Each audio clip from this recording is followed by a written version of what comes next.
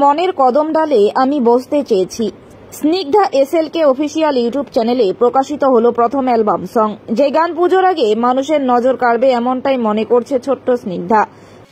মনের কদম ডালে আমি বসতে চেয়েছি, মনের কদম ডালে আমি বসতে চেয়েছি। স্নিগ্ধার বয়স সবেমাত্র 9 বছর। 9 বছর বয়সে নাচে দক্ষ সে। স্নিগ্ধার বাড়ি শীতলকুচির পশ্চিমপাড়া এলাকায়। ছোটবেলা থেকে নৃত্য করতে ভালোবাসে স্নিগ্ধা। তার এই ভালোবাসাকে প্রাধান্য দিয়ে তাকে নামী নৃত্য প্রতিষ্ঠানে নৃত্য শেখাচ্ছেন তার বাবা মা। দিন কয়েক আগে স্নিগ্ধা তার নিজস্ব একটি ইউটিউব চ্যানেল খোলে। সেই চ্যানেলে প্রথম প্রকাশিত হলো তার মনের কদম ডালে আমি বসতে চেয়েছি এই গানটি। এই গানটি কোচবিহার, জয়গা, তোরসা, রিভার সহ বিভিন্ন জায়গায় শুট করা হয়েছে। এই গানটি যথেষ্ট সাড়া ফেলবে বলে মনে করছে অনেকেই। এই গানে অভিনয় করেছে স্নিগ্ধা কর্মকার।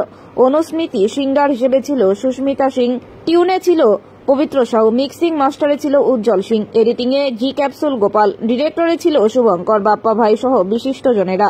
স্নিগ্ধার এই গান পাওয়া যাবে স্নিগ্ধা এসএল কে অফিসিয়াল ইউটিউব চ্যানেলে।